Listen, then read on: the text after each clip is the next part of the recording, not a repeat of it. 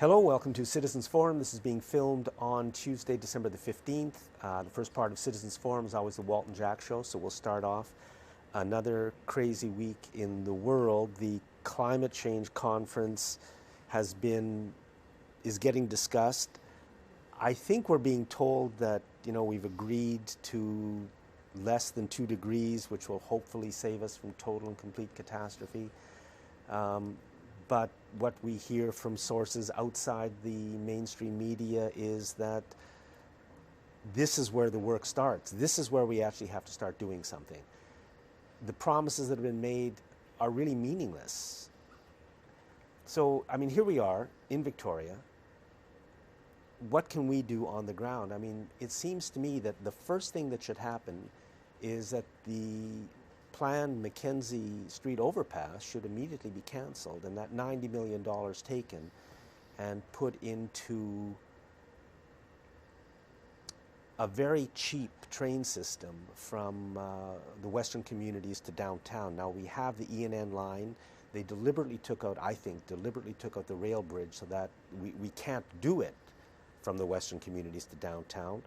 But if we have $90 million that won't be spent on the Mackenzie overpass, then we may be able to fix up the line, build some stations, double track in a few places.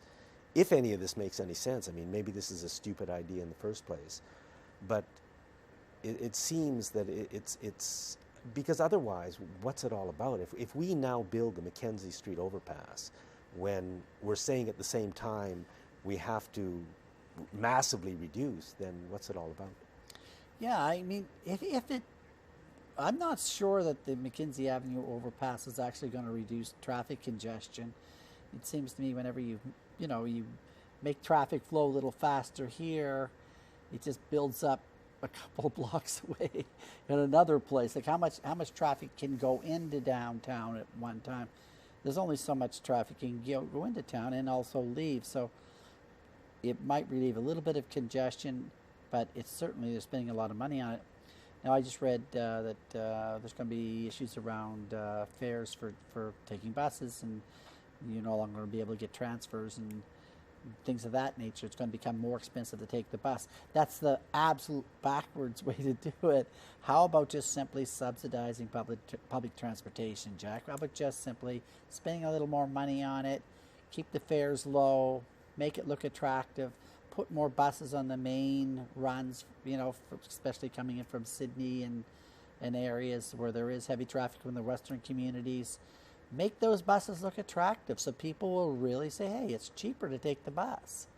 And you take that congestion off the road. And you've got to have rules on the buses. There have been some things happen recently on buses in Victoria that are really not at all pleasant and quite terrible. And the people who run the bus system seem to allow this to happen. There's no response. It's like, oh yeah, that's fine. It's the buses. Yeah. And really, that's not the way our bus system should be run. In fact, you can broaden that out to say that everything public in this corporate industrial world we live in, everything that's public is devalued. Yeah. I saw a sign the other day. It said, private property, you can't do this, that, or the other. Well, how about on public property? You can do whatever you want. And that's what they've deliberately done, the people who run our country. And it's an ugly thing for them to do. And that's just one of the things we have to turn around. Los Angeles? Yeah, well, there has been developments, always information leaking out about these massacres. Just the fact that today Los Angeles closed their public school system. And what was the threat? Did they say? I don't know, but what I see is the deliberate ramping up especially by the American media and the Canadian media equally, the ramping up of fear of our Muslim friends and neighbors. That's what it comes down to. And I think it's deliberate. I think it's a smokescreen.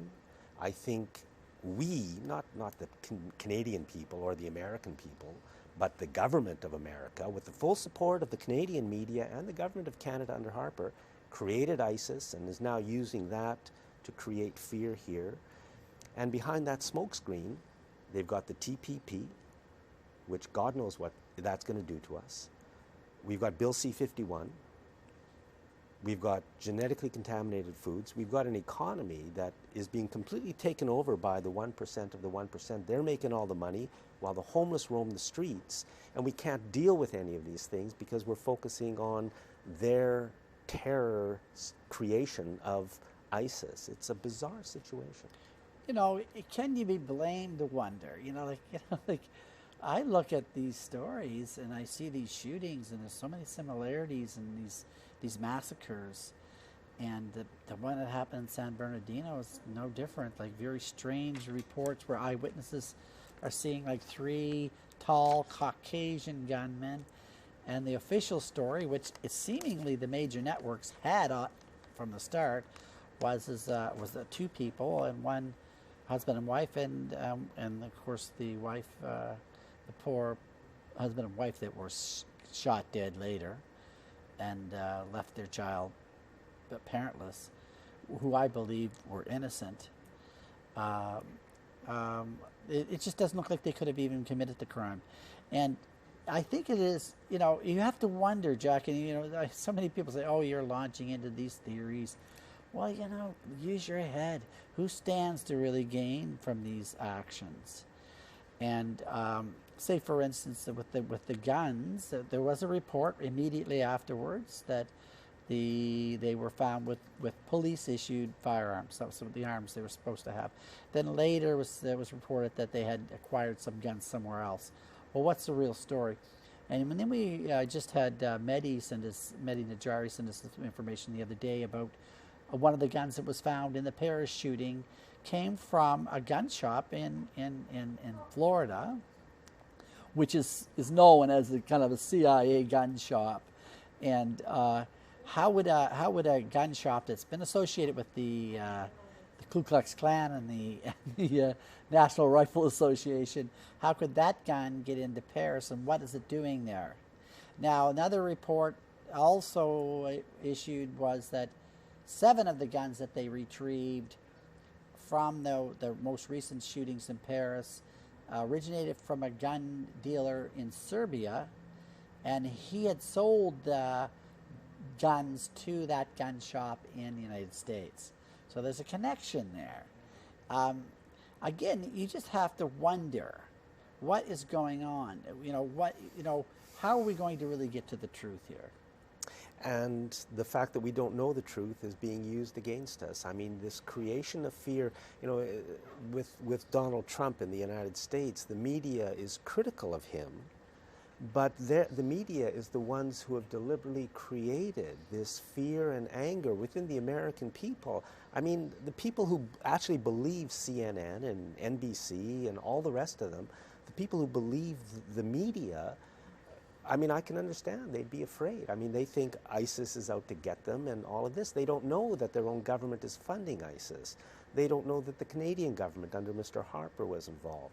They don't know that the media lies to them about everything. So I understand their fear. Mm-hmm. And then Mr. Trump runs on that and builds it. And I mean, the world has to do better now. We're in a serious environmental crisis on many fronts, and for us to be focused in on yet another war caused by our rulers is an insane way to go, but we don't seem to be able to get around it. Well, it's one element. It's an information war, isn't it? All these events, ISIS included, all the information that's coming to us, or for the most part, is coming from the corporate media, and they're creating a narrative about terrorism and we have to fight terrorism and all that. And there was some stories, and some people were talking about, for instance, the support of Donald Trump, who's hateful. He's really like a Nazi, He's just a nasty, nasty person, very racist, very repugnant person. Have you ever heard him speak? But a high percentage of Americans really think he's a great guy. Now the problem is that how could they come to that analysis? They think he's so wonderful. Well, it's almost like they live within this, when they're like within an echo chamber. They only hear back what they are saying to each other. and they're impervious to information. They're impervious to, further broadening the scope of the discussion. They're locked into that paradigm, and I think it's the fear that has locked them up. And I think it's a strategy. Make people fearful enough, they'll just seem to become very close-minded, and all of a sudden be willing to give up their civil liberties, support all sorts of draconian laws like Bill C-51 and all that. See where this is all sort of going? That's why I always say, now isn't the time to, duck under the radar and not criticize. We all have to stand up, I think, right now, question our authorities, question the people that are pulling this stuff off, like what's happened in BC here with the couple that was supposed to have tried to bomb the legislature, which is a trumped-up story, Jack. There's nothing to it. I agree. There's no substance to that story, and we have to say, well, this looks a lot like the San Bernardino case. A couple that was, vulnerable, easy to frame. Who knows for sure what happened in the United States and if they were approached or not. Yeah. But I think they were truly framed in this couple in the States. And unfortunately, they're dead. And so there's not going to be any trial. There's not any further investigations. And probably the biggest problem is how do we investigate the investigators? Yeah. We don't have anyone to go to bat for us. For instance, to challenge our own police here in Canada, the RCMP and CSIS, to really challenge them to produce the sort of evidence that's needed for us to say, oh, okay, you have something. Because all that evidence could be so easily fabricated, and there's no way for us to check it. And the same goes for our governments. And like Christy Clark, I mean, I saw something, an interview, her and Tom Fletcher of Victoria News, talking about LNG, and it was horrendous. The oh, how wonderful LNG is going to be, says Christy, without ever mentioning the poisoning of the province that will take place, that is already taking place because of the LNG industry we already have, and the massive increase, the poisoning of our water, the poisoning of our land, the poisoning of people, the flooding of Site C, it's all part of it. It's completely ludicrous, and yet it carries on. Work is taking place on Site C right now. Is the NDP saying anything? I don't know. The media is kind of quiet about it. It's not big news, and yet they tell us that, the next plane carrying Syrian refugees is going to be landing next Tuesday. This is breaking news or something on the CBC. They're putting this huge focus on that issue and hiding and that's the way the media operates. Crime,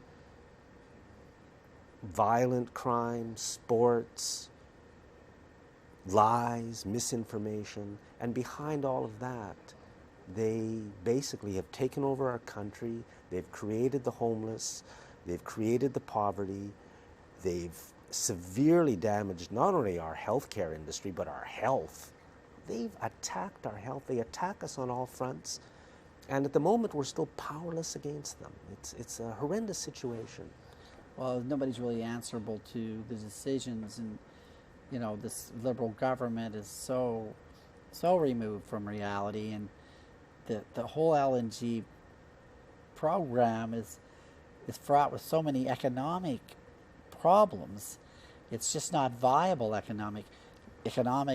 Australia has been developing natural gas 10 years earlier than us. They're in trouble. They have no market for their product.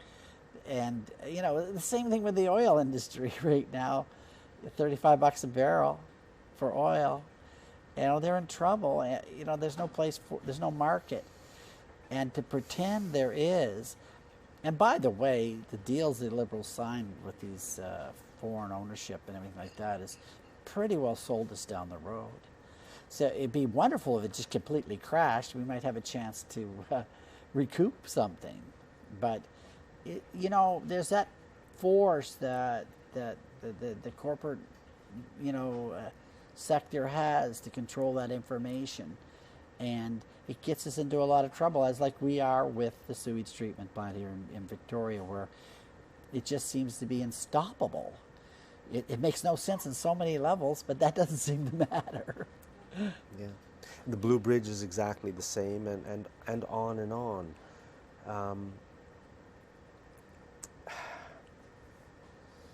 Which brings us again back to the media. Do people have a right to some honest information about? If you take take the issue of genetically engineered foods.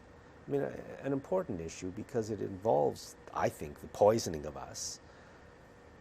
I remember when those foods were brought in, it was done in complete secrecy.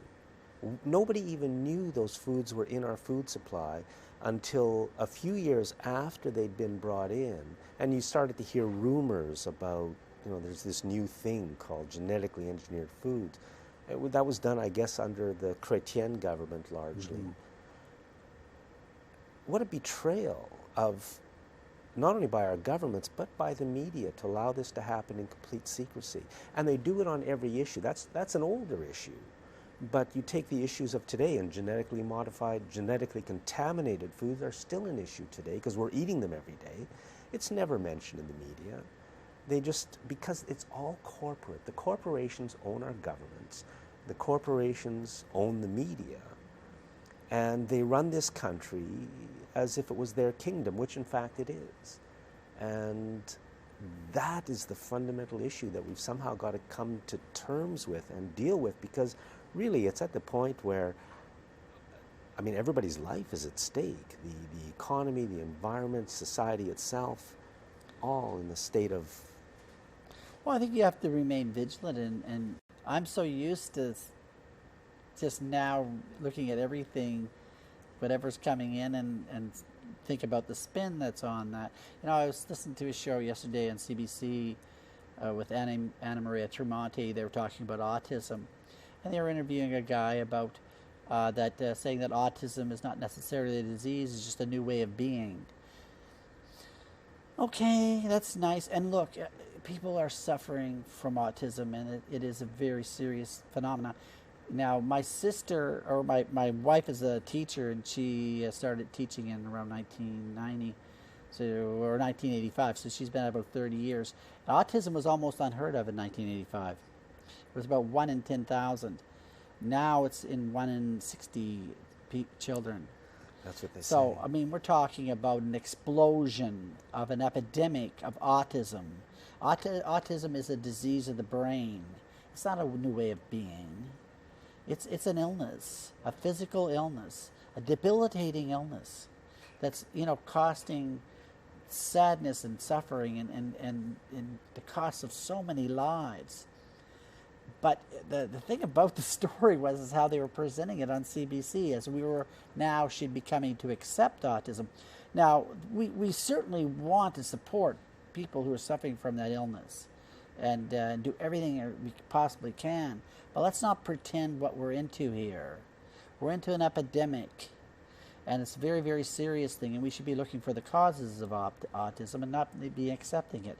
That's just one example, Jack, of how the media has this way of twisting and spinning stories and getting us away from really focusing on what we should be focusing on. Yeah. And I think what we have to be focusing on is the retaking of power into our hands, away from the corporations, putting our politicians back in a situation where they have to work for us, not betray us every day, but work for us. And if they don't work for us, they're fired. But somehow we've lost all the power.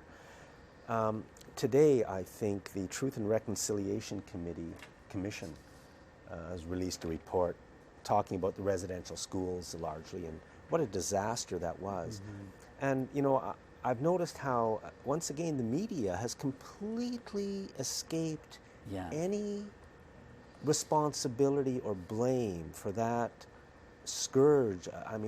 All the suffering and trouble that caused. The media knew about that from the beginning. And they kept it quiet because the people who run the country wanted to, I guess, destroy the culture of the First Nations people and simply get rid of them because they, our rulers, wanted the land that the First Nations people are living on. So they did this residential school things. The media, their media, they knew about it, they kept it quiet, and they do the same thing today. Their job is to manipulate us and control us, and they do their job very well. But if we want to survive on this planet, then we've got to change things. And the Catholic Church, you know, has been criticized, of course, but they've come out pretty well unscathed from all this. You know, they played a major role in residential schools. And, you know, if you look at that, and that's, you know, the cultural, the imperialism that was involved in the, and the attempt that they were trying to do is they were trying to destroy a culture. They were trying to destroy the First Nations' sense of nationhood. And this, I don't think this was an accident. There was one of the main people involved in that study, and I don't remember his name.